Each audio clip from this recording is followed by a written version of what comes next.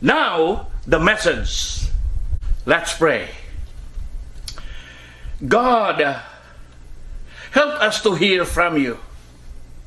Holy Spirit, speak, and we will listen. In Jesus' name, amen. Amen. No looking back. Moving on forward. No looking back. Moving on forward. Isaiah 43, 18 to 19 from the New King James Version. Isaiah 43, verses 18 to 19. Do not remember the former things, nor consider the things of old. Behold, I will do a new thing. Now it shall spring forth. Shall you not know it? I will even make a road in the wilderness and rivers in the desert. Isaiah 43. The same verse, but this is from different version. From the New Life Version. Do not remember the things that have happened before. Do not think about the things of the past. See, I will do a new thing. It will begin happening now. Will you not know about it? I will even make a road in the wilderness and rivers in the desert. Praise the Lord. Don't get me wrong with the title. No looking back, moving on forward. I'm not suggesting to forget everything in the past. I'm not saying that history, memories, and past are cheap and useless and worth tossing off. They're not to be wasted. They're precious. January comes from Janus, one of Roman gods who has two faces. One face look to the past for wisdom, and the other look ahead to the future. There's lesson and wisdom in the past, just as there's expectation and anticipation in the future.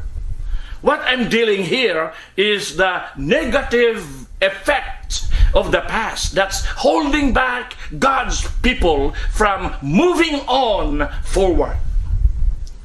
There are some Christians who are still living in discouragement. They're deprived of courage and confidence. They're disheartened and dispirited. They're demoralized, frightened, and intimidated. Yes, they have been saved from their sins. They have been given the gift of eternal life. But they remain discouraged. Discouragement robs them of the future that God created them for. Discouragement forces them to live in yesterday, constantly worrying about tomorrow. Discouraged person finds it difficult to accept encouragement.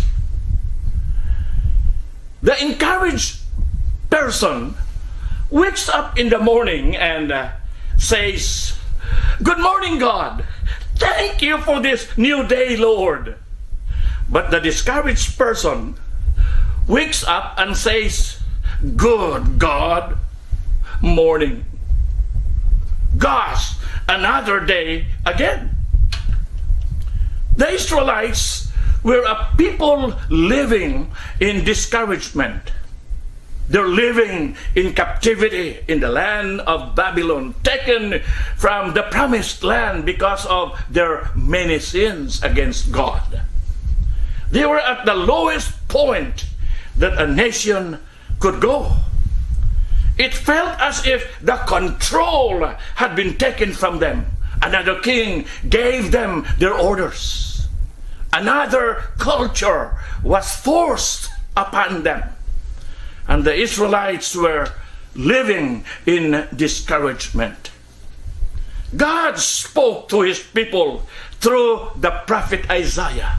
He said, our text, Isaiah 43, worth repeating, 18 and 19. Do not remember the former things, nor consider the things of old. Behold, I will do a new thing. Now it shall spring forth.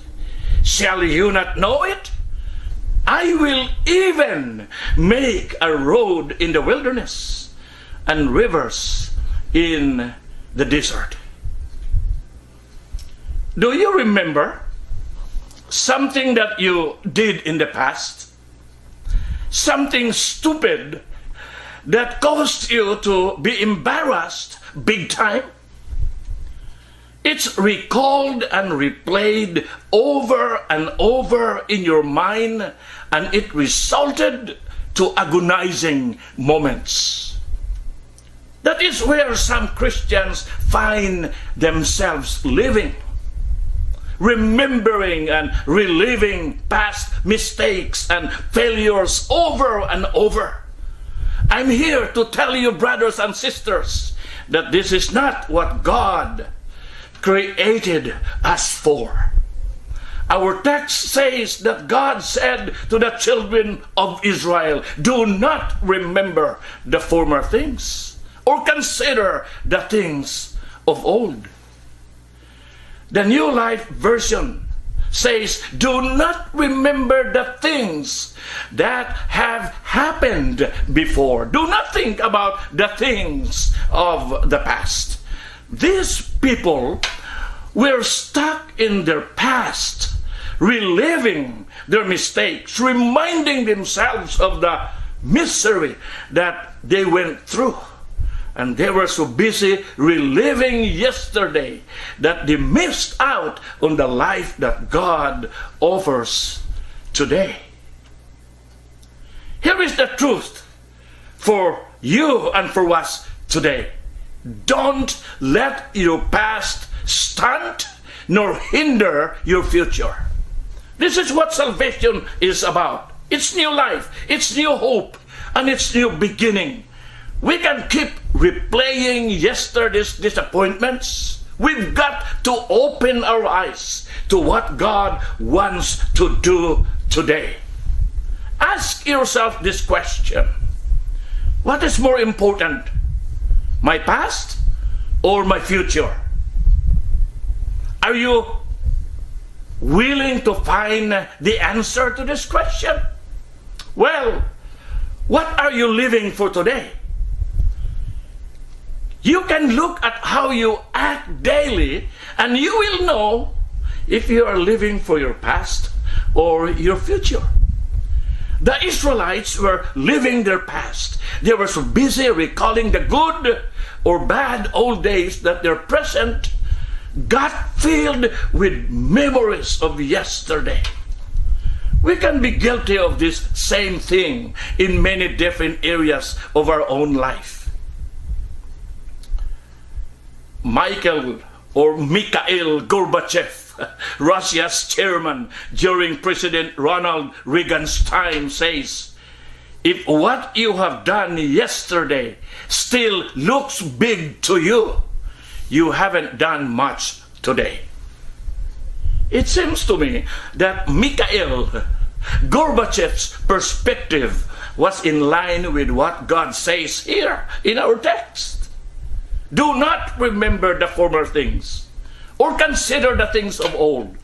I am about to do a new thing. Now it springs forth. Do you not perceive it? I will make a way in the wilderness and rivers in the desert. What a promise. God said, He said that to the Israelites, and He is saying this to you. Because we all need to understand that yesterday's victories won't save us today. That's a fact. You see, Israel had an amazing history of God's victories. There was the time that He brought the 10 plagues against Egypt, and the Israelites were saved from slavery. As the Egyptian army went to recapture the Israelite people, God opened up the Red Sea for the Israelites to cross through on dry land. When the Egyptians chased them, God closed the sea on them, and the Israelites were free. There was the battle against the Amalekites led by Joshua. When Moses held his hands up to God, they won. And when Moses put his hands down because he's tired, they lost. So, two men held Moses' hands up for him, and the Israelite army had another victory. There was the defeat in Jericho. God told the Israelites to march around it for 7 days, and then God caused the walls to crumble, and the conquest of the promised land begun. These are beautiful facts of histories in the past. Israel had many victories to recall and relive, but none of those victories were going to help them today if they choose to be discouraged. In the Bible, God encourages his people to have faith for each day. In the famous Lord's Prayer, Jesus tells us to pray for daily bread. Not weekly bread or monthly bread, but daily. Not quarterly bread, nor yearly bread, but daily. This reminds me of the Israelites when they were fully relying on God for their food as they traveled through the desert to the promised land. He would send them food called manna each morning from heaven. God's instruction was to only take what they needed for the day. Any manna that was left over at night would go moldy. The truth is that they still had to get out there and take each day. They couldn't rely on yesterday's faith. They had to act in faith every day. No looking back. They have to move on forward. That's what Jehovah in the scripture is telling us. Over 2,000 years ago, a young Greek artist named Timantes studied under a respected painter. After several years, the teacher's efforts seemed to have paid off when Timantes painted an exquisite work of art. Unfortunately, he became so enraptured with the painting that he spent days and days and days gazing at it. One morning, when he arrived to admire his work, he was shocked to find it out that it was blotted out with paint. Angry, Timantes ran to his teacher, who admitted he had destroyed the painting. "Why?" Timantes asked. "I did it for your own good.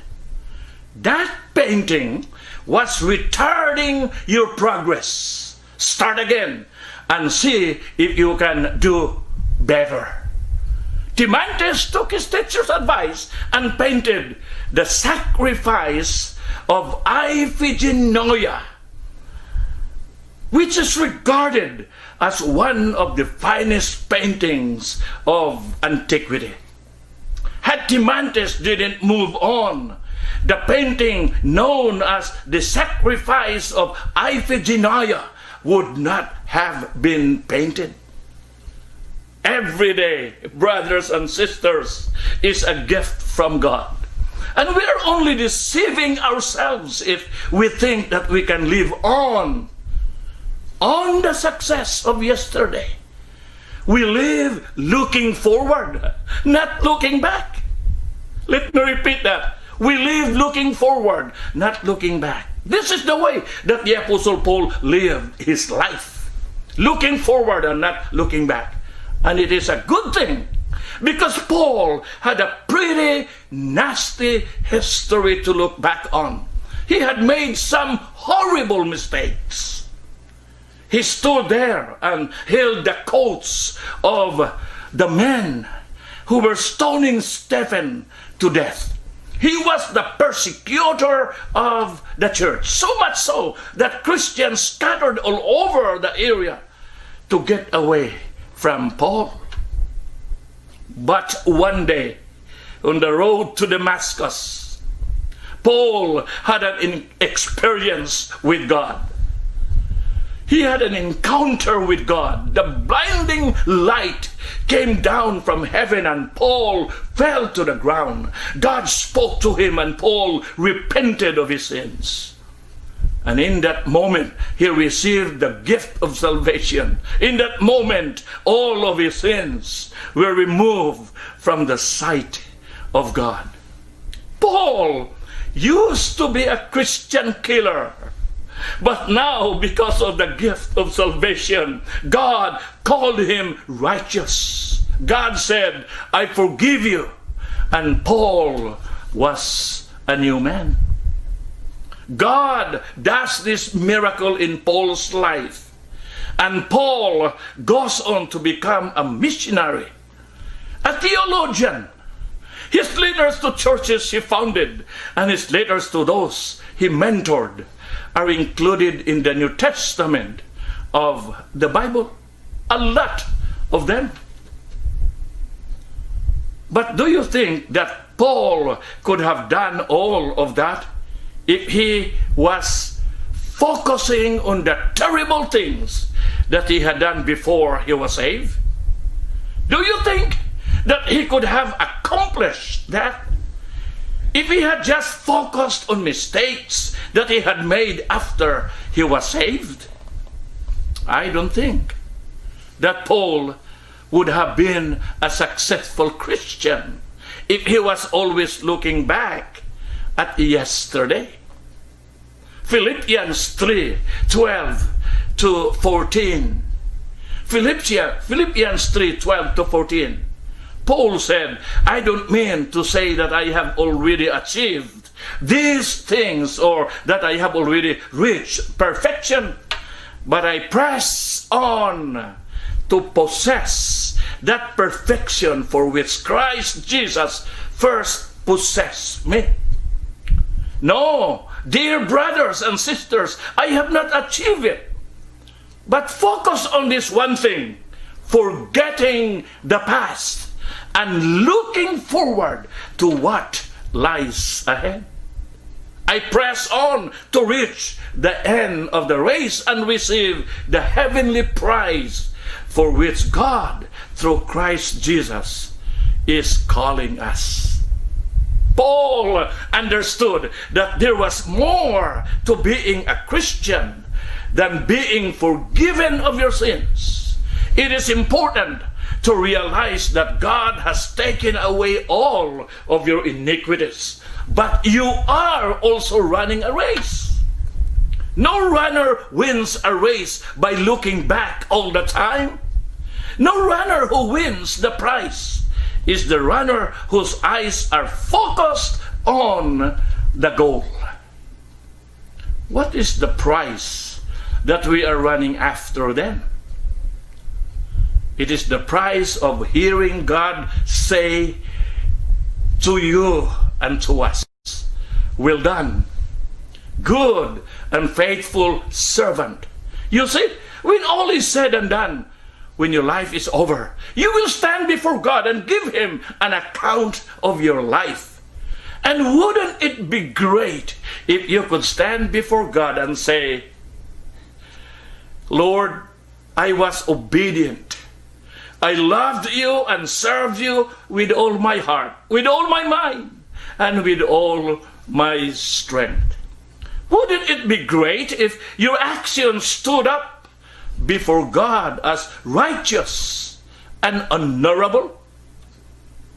That is the prize that Paul is running after. Because being a Christian is more than just having your sins forgiven and getting saved. It is living your life for the glory of God. It is not just getting saved, but it is living our lives for the glory of God. If it's just getting saved, then the Lord could have taken us to heaven the moment that we had accepted Him as our Savior. But it's not just for that. God wants us to live our lives for the glory of His name. This is where Matthew chapter 6 verse 33 fits in. But seek ye first the kingdom of God and His righteousness, and all these things shall be added to you. Hallelujah! Sometimes we get tired though, and we start to believe that we don't have the energy to serve God with all our heart, all our mind, and all our strength. We think, I'm getting old. I'll just take some slowdowns and take some shortcuts here and there. But think of how a race is run. Think twice. When the end of the race is coming near, the athletes don't back off. They try to get their second wind. They kick it into gear, and when they are almost at the finish line, they stretch out as far as they can reach, because how you start is not nearly as important as how you finish. I think that this morning some of us have got to put the past behind us and forget about yesterday's failures. We have to stop reliving yesterday's disappointments. We have to believe God when He says, do not remember the former things, nor consider the things of old. Behold, I will do new thing. I will do new thing. Now it shall spring forth. Shall you not know it? I will even make a road in the wilderness and rivers in the desert.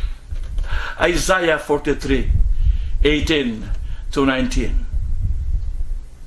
Brothers and sisters, the devil wants you to believe that it's over, that you are stuck in a desert and that you will never succeed. He wants for you to constantly be watching replays of your mistakes and failures. He wants you to focus on yesterday, and he wants you to convince you that today is hopeless. But the devil is a liar. He's the father of all lies. He is the prince of darkness, and he is the accuser of the brethren. The good news is we are not afraid of him, because we're serving somebody who is much, much greater than the devil. Hallelujah. Our God not only tells us the truth, our God is the way, the truth, and he is life. He says that yesterday is over and that a new beginning is happening today. And I believe that God wants to see you encouraged. He wants to see you full of life, full of hope, and full of promise. You were not created for failure. You were created by God to worship and to succeed. And don't you dare believe anything else. I know that there are some people today who need to have their minds renewed. I mean, you are just expecting for things to go wrong. You are so used to things that you are no longer have hope for a brighter tomorrow. I have good news for you. Brothers and sisters, I have good news for you. Ask God to change the way you think. Ask God to think the way you think. The Holy Spirit is saying in Romans 12 verse 2, do not copy the behavior and the customs of this world, but let God transform you into a new person by changing the way you think. Then you will learn to know God's will for you, which is good and pleasing and perfect. This verse tells us that we change our lives by changing our thinking. Changed mind produces changed life. Here are 3 steps to change your mind quickly.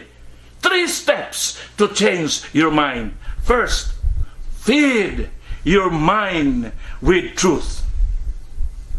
Feed your mind with truth. The question is not, what is the truth? But the question is, who is the truth? Jesus himself said, I am the truth. John 14:6. Draw closer to the Lord and you will be changed. Secondly, free your mind from destructive thoughts. Free your mind from destructive thoughts. 2 Corinthians chapter 10 verse 5. Bringing every thought into captivity to the obedience of Christ. We are told to take thoughts that are not from God captive to the obedience of Christ. Some types of thoughts to take captive include temptation, condemnation, commendation, comparison, lust, lies, false belief, systems, idle thoughts, doubt, and a whole lot more. Thirdly, focus your mind on right things. Focus your mind on right things. Philippians 4:8. Fix your thoughts on what is true and honorable and right and pure and lovely and admirable. Think about these things that are excellent and worthy of praise. Think about these things that are excellent and worthy of praise. You know what, brothers and sisters? I believe that God will speak into your life when life is unclear and confused. He will speak when your life has failed to take shape or form. He will speak when you are spiritually depleted and dry. He will cause a renewed relationship with Him to take form. It will not be empty, but by His Word, it will be filled with His love, His presence, and power. Are you ready for a new beginning? Can you embrace the light and let go of the darkness?